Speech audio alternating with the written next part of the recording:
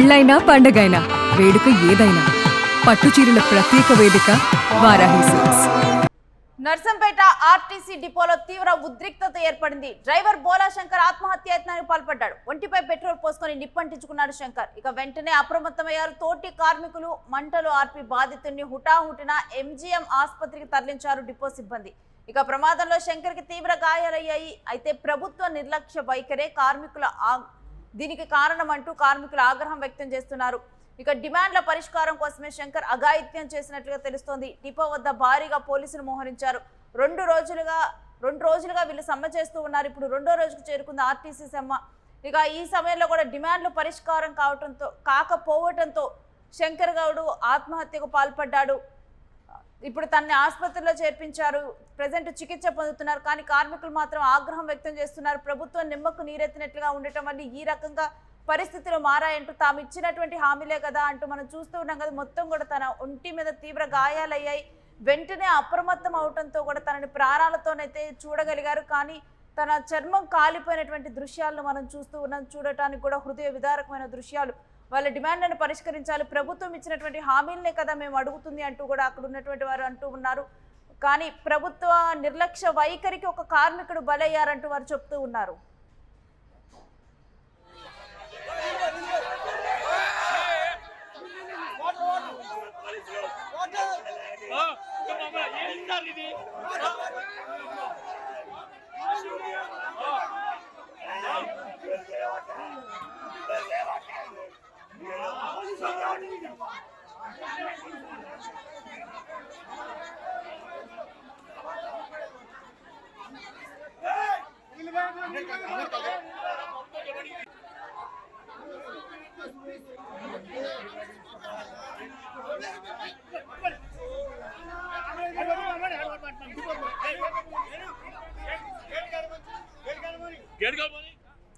ఇక ఈ అంశం గురించి పూర్తి సమాచారం అందించేందుకు మా ప్రతినిధి సత్య అందుబాటులో ఉన్నారు. వారితో మాట్లాడదాం. సత్య, ఆర్టీసీ సమ్మె రెండో రోజే అత్యంత బాధాకరమైన ఘటన చోటు చేసుకుంది. అసలు పూర్తి డీటెయిల్స్ ఏంటి?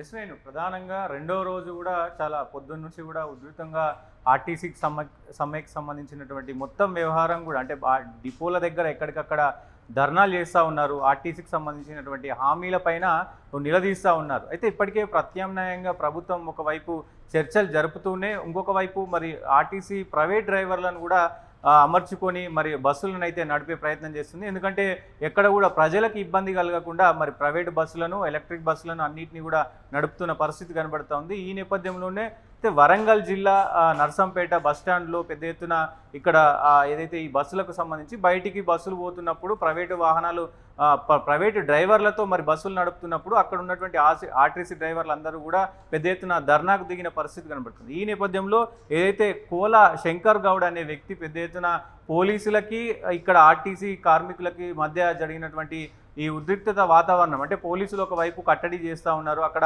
ఆర్టీసీ కార్మికులు, ఆర్టీసీ డ్రైవర్లు వినని పరిస్థితి కనబడుతూ ఉంది. ఒక్కసారిగా కొంత ఈ చర్చలు ఏవైతే జరుగుతున్నాయో, ప్రభుత్వంతో చర్చలు జరుగుతున్నాయో అది ఈరోజు కూడా విఫలమైన పరిస్థితి ఉంది. ఆ విషయం తెలిసినటువంటి శంకర్ గౌడ్ కొంత నిరుత్సాహానికి వచ్చాడు. నిరుత్సాహానికి రాకనే మరి ఆయన కొంత పెట్రోల్ పోసుకొని మరి ఏదైతే నిప్పు అంటించుకోవడం జరిగింది. సో దాదాపు 80% కూడా మొత్తం బాడీ అంతా కూడా కాలిపోయిన పరిస్థితి కనబడుతూ ఉంది. ఆయనను అక్కడి నుంచి వాళ్ళు మొత్తం కూడా కాపాడే ప్రయత్నం చేశారు. ఎందుకంటే పెద్ద ఎత్తున మంటలు అంటుకున్న పరిస్థితి ఉంది. మీరు విజువల్స్లో చూడొచ్చు ఎంత ఘోరంగా ఆయన బాడీ అంతా కూడా కాలిపోయింది. సో దాదాపు 80% కాలిపోయిన పరిస్థితి ఉంది. అక్కడ ఉన్నటువంటి వాళ్ళందరూ కూడా మరి మంటలు ఆర్పి మరి హాస్పిటల్కి అయితే చికిత్స కోసం హాస్పిటల్కి పంపించిన పరిస్థితి ఉంది. ఆయన పరిస్థితి చాలా విషమంగా ఉన్న పరిస్థితి కనబడుతుంది. అయితే గతంలో కాంగ్రెస్ అంటే శంకర్ గౌడ్ ముందస్తుగానే ఈరోజు చర్చలు విఫలమైతే గనక తను ఆత్మహత్య చేసుకునేందుకు సిద్ధపడి అక్కడికి వచ్చారని చెప్పుకోవాలా? డెఫినెట్గా అంటే ఆయన గతం నుంచి కూడా మరి ఈ ఉద్యమాల్లో కొంత మరి యాక్టివ్గా ఉన్నట్టు తెలుస్తూ ఉంది. ఆయనకు సంబంధించి పెద్ద ఎత్తున ఇంకా మరి నా బలిదానంతోనైనా మరి ఆర్టీసీకి మంచిగా జరుగుతుందంటే నా బలిదానానికైనా సిద్ధం అన్నట్టుగా ఆయన మరి ఇదైనట్లు తెలుస్తూ ఉంది. ప్రధానంగా ఆయన ఈ ఘటన చేసుకోవడానికి ప్రధాన కారణం ఆర్టీసీకి సంబంధించి గతంలో ప్రభుత్వం ఇచ్చినటువంటి హామీలనే మరి మేము అడుగుతున్నాము.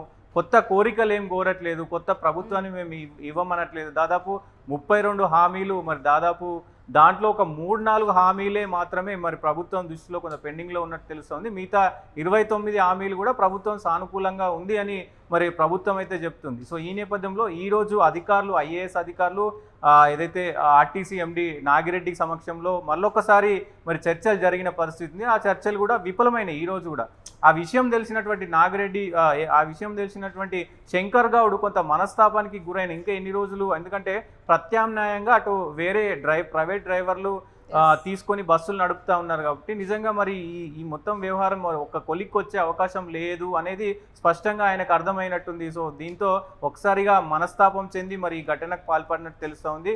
చూడాలి అసలు మరి ఏం జరగబోతుంది ఈ ఘటన తర్వాత అయినా.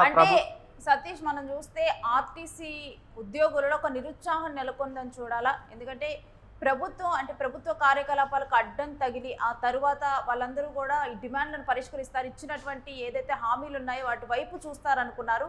కానీ ఇప్పుడున్న పరిస్థితుల్లో చూస్తే కనుక ప్రభుత్వం దిగొచ్చేలా లేదు. ఒకవైపు అద్దెకు నడుపుతూ ఉంది డ్రైవర్లను తీసుకొని, ఈ క్రమంలో కూడా తమ వైపు చూడదని భావించి ఈ రకమైన చర్యకు పాల్పడ్డారనుకోవాలా?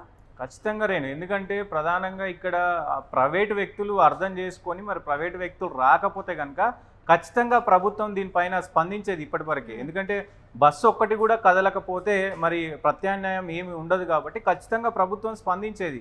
సో ఇప్పుడు ఎందుకు ప్రభుత్వం స్పందించట్లేదంటే మరి ప్రత్యామ్నాయంగా ప్రైవేటు డ్రైవర్లు వస్తున్నారు, కండక్టర్లు వస్తూ ఉన్నారు, ప్రజలు కూడా మరి వాళ్ళ పనులు చేసుకుంటా ఉన్నారు, యథావిధిగా ఉంది. అసలు ఆర్టీసీ సమ్మె చేసినా చేయకపోయినా తెలంగాణలో ఎట్లాంటి అంటే సిచ్యువేషన్ కొంత తారుమారైన పరిస్థితి లేదు, ఖచ్చితంగా కనబడట్లేదు. సో ఇప్పుడు మరి ప్రధానంగా అది గ్రహించినటువంటి మరి శంకర్ గౌడ్ ఖచ్చితంగా చర్చలకు వచ్చే అవకాశం లేదు. ఈ చర్చలు విఫలమవుతున్నాయి కానీ సఫలం కావట్లేదు. సో మరి నేను ఏదైనా అంటే నా వల్ల ఏమైనా మరి ఆర్టీసీ ఉద్యోగులకు మంచి జరుగుతుందంటే కనుక మరి నా బలిదానానికైనా నేను సిద్ధం అనుకొని ఆయన ఈ ఘటనకు పాల్పడ్డట్టు తెలుస్తూ ఉంది. ఖచ్చితంగా ప్రభుత్వం కూడా దీనిపైన దృష్టి సారించాలి. ఎందుకంటే వాళ్ళు దాదాపు కొన్ని సంవత్సరాలుగా వాళ్ళు కష్టపడతా ఉన్నారు.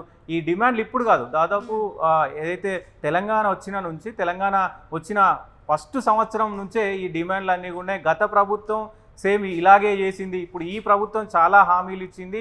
సో మేము ఖచ్చితంగా నెరవేరుస్తామని మరి ఎలక్షన్స్లో చెప్పిన పరిస్థితి ఉంది. సో ఇప్పుడు కూడా ప్రభుత్వం కూడా కొంత సానుకూలంగా ఉంది. ఖచ్చితంగా 29 హామీలకు మేము ఖచ్చితంగా ఉన్నాము, అంటే మేము చేయడానికి రెడీగా ఉన్నాము. ఒక 3-4 హామీలు మాత్రం కొంత పెండింగ్లో ఉన్నాయి.